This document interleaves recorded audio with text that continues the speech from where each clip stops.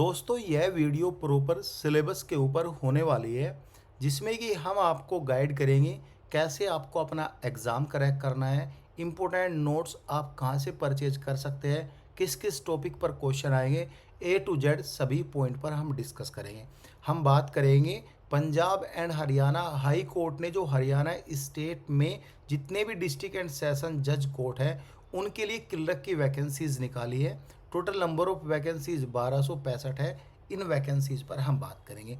इस नोटिफिकेशन में जो भी इम्पोर्टेंट पॉइंट है रिलेटेड टू दी सिलेबस हमने वह यहाँ पे लिख लिया है, यानी ये एक शॉर्ट में आपको सभी डिटेल पता चल जाएगी। ऐसे कैसे आएंगे, लेटर कैसे आएंगे, एंड गाइज हम ये भी दिखाएंगे जो हम आपको इम्पोर्टेंट नोट्स देंगे उनमें क्या रहेगा।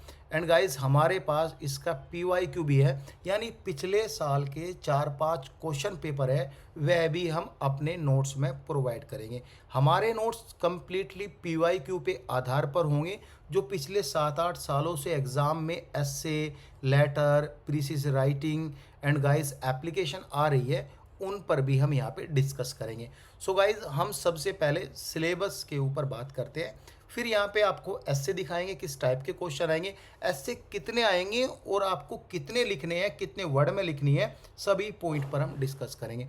अब यहाँ पे जो ये है देख लो, Punjab and Haryana Chandigarh high court vacancies 2026, जिसमें कि पोस्ट आपको पता ही है, पहले आपको बता दिया है। हमारे जो पॉइंट्स है, सिलेक्शन प्रोसीजर है, एग्ज़ाम पैटर्न है, एग्ज़ाम सिलेबस है, इस पर कंप्लीट फुल वीडियो होने वाली है। सबसे पहले हम बात करेंगे इसके selection procedure and exam pattern पे।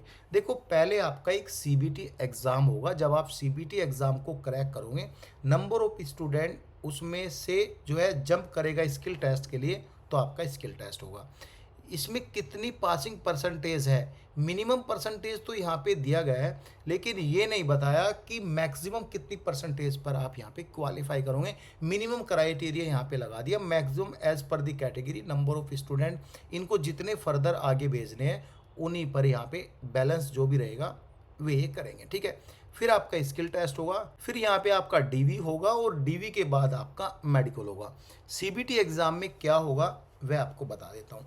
100 नंबर का ये एग्ज़ाम होगा, जिसमें कि आपके MCQs क्वेश्चन भी रहेंगे, लेटर भी रहेंगे, ऐसे भी रहेगा, एप्लीकेशन रहेगी, ट्रांसलेशन रहेगी, प्रीसेस रहेंगे। तो इस तरह से आपके क्वेश्चन डिज़ाइन किए जाएंगे।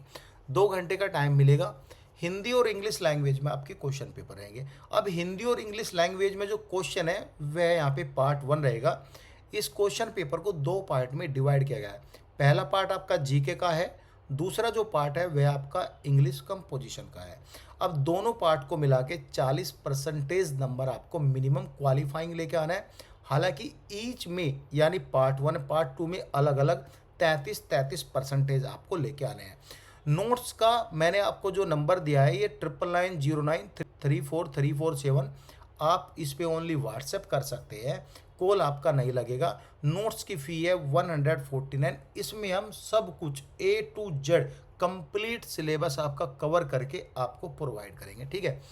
कई सालों से स्टूडेंट इन्हीं नोट्स से पढ़ते आ रहे हैं, हालांकि हम हर साल चेंज करते हैं। जैसे कि अभी 2026 का बजट हुआ, इवन आपके GK भी जो न्यूली लॉन्च होती है हम आपको प्रोवाइड कराते रहते हैं, नोट्स में ही अपडेट करते रहते हैं। सिलेबस क्या है वो एक बार आप देख लो। जनरल नॉलेज के 50 क्वेश्चन आएंगे, 50 नंबर का एग्ज़ाम होगा, मिनिमम 33% नंबर लेके आना है। जैसे कि मैंने आपको ऊपर बताया, एग्ज़ाम आपका 2 पार्ट में होगा। पहला पार्ट जनरल नॉलेज का है, दूसरा पार्ट इंग्लिश कंपोजिशन का है। पहले पार्ट में 33% आपको नंबर लेके आने हैं, और ये सभी जो 50 क्वेश्चन हैं MCQs क्वेश्चन होंगे, यानी एक क्वेश्चन के 4 ऑप्शन आएंगे। जो भी आपको सही लगता है उस पर आपको क्लिक करना है। दूसरा जो पार्ट है वह इंग्लिश कंपोजिशन का है। कंपोजिशन का मतलब ये नहीं कि आपको MCQs क्वेश्चन मिलेंगे, नहीं, मिक्स करके आपको मिलेगा। अब यहाँ पे जो MCQs है लिखा है ऑब्जेक्टिव के 50 क्वेश्चन है, 50 नंबर का ये एग्ज़ाम होगा। इनको कंप्राइज करके 50 नंबर को 50 नंबर को 20 मार्क्स का बना दिया जाएगा। कहीं ना कहीं इस पॉइंट को लेके मैं भी कंफ्यूज हूँ, क्योंकि मैं आज से नहीं कई सालों से ऐसी वैकेंसीज के सिलेबस को फोकस करता आ रहा हूँ। इवन मैंने कई बार अपेयर भी हुआ है ऐसी वैकेंसीज पे। मैं एक बार आपको इसका सिलेबस, इसके जो जो जेन्युइन नोटिफिकेशन है उसमें एक बार दिखा देता हूँ मुझे कहाँ पे डाउट लग रहा है। डाउट मुझे यहाँ पे लग रहा है जो इसका सेकंड पार्ट है इंग्लिश कंपोजिशन का, उसमें ऑब्जेक्टिव के 50 क्वेश्चन दिए हैं और लिखा है क्वेश्चन हैविंग 1 मार्क्स ईच। तो एंड गाइज मैक्सिमम यहाँ पे 20, और जितने भी डिस्ट्रिक्ट कोर्ट है, डिस्ट्रिक्ट कोर्ट में जो सिलेबस आता है सिलेबस सेम ही रहता है, लेकिन यहाँ पे जो ऑब्जेक्टिव है 20 क्वेश्चन दिए रहते हैं, 20 नंबर का होता है, 10 क्वेश्चन दिए रहते हैं तो 10 नंबर का होता है। ये पार्ट कहीं ना कहीं कॉपी पेस्ट वाला पार्ट लग रहा है, इन्होंने इस पर ध्यान नहीं दिया है। तो मे भी आपके कम क्वेश्चन भी आ सकते हैं, लेकिन कोई गारंटी नहीं। आप जब कम के लिए तैयारी करोगे तो डेफिनेटली ज़्यादा के लिए भी तैयारी करोगे। अब जब आप तैयारी ही करोगे इंग्लिश कंपोजिशन की, ज़्यादा आए कम आए तो कोई मैटर नहीं बनता, ठीक है। अब आते हैं अपने पॉइंट पर ही, ठीक है। अब 33% आपको इसमें लेके आने हैं, 16.5 नंबर आपको इसमें लेके आने हैं और 16.5 नंबर आपको पार्ट 1 में लेके आने हैं।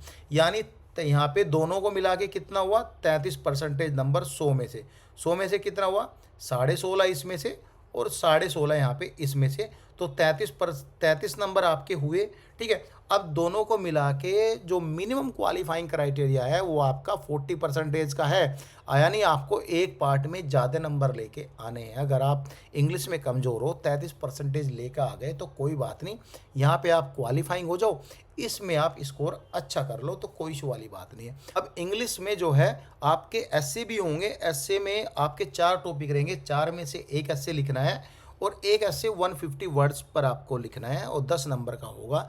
लेटर भी 5 नंबर के होंगे, प्रीसिस भी 5 नंबर की होगी, ट्रांसलेशन आपको 2 मिलेगी, इंग्लिश टू हिंदी और guys Hindi to English 5-5 number की रहेगी।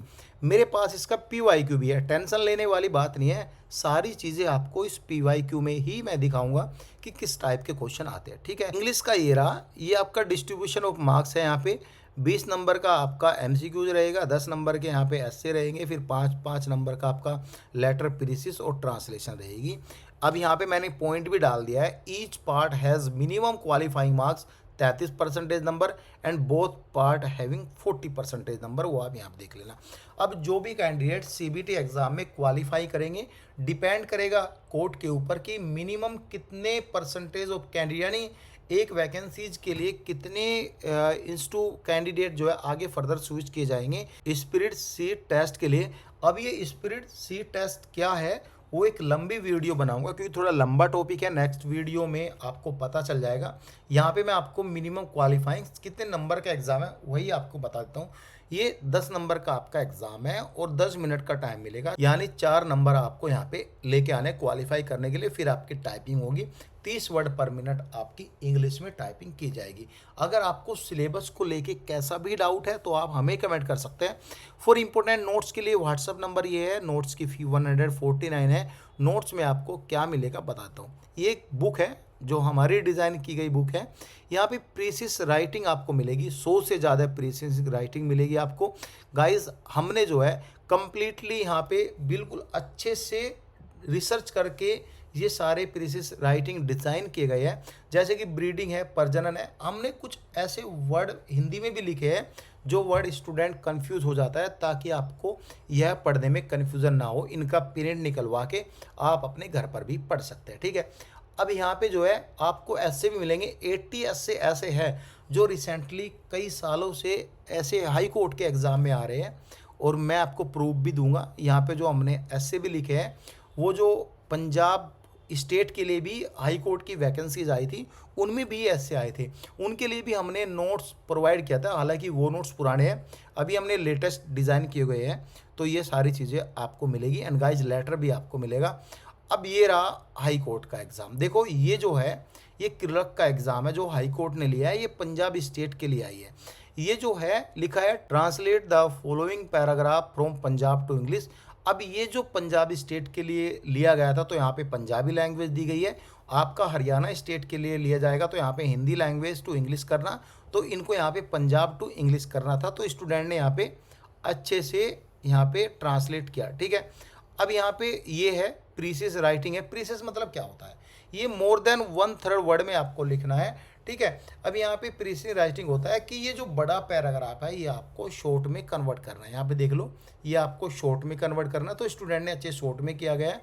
एंड गाइस यहाँ पे ये क्वेश्चन है आपको, एक यहाँ पे जो है एग्ज़ाम आपकी जो यंगर सिस्टर है not fared well in the recent examination, write informer, एक लेटर लिखना है आपके इसके ऊपर, तो यहाँ पे दिया गया है।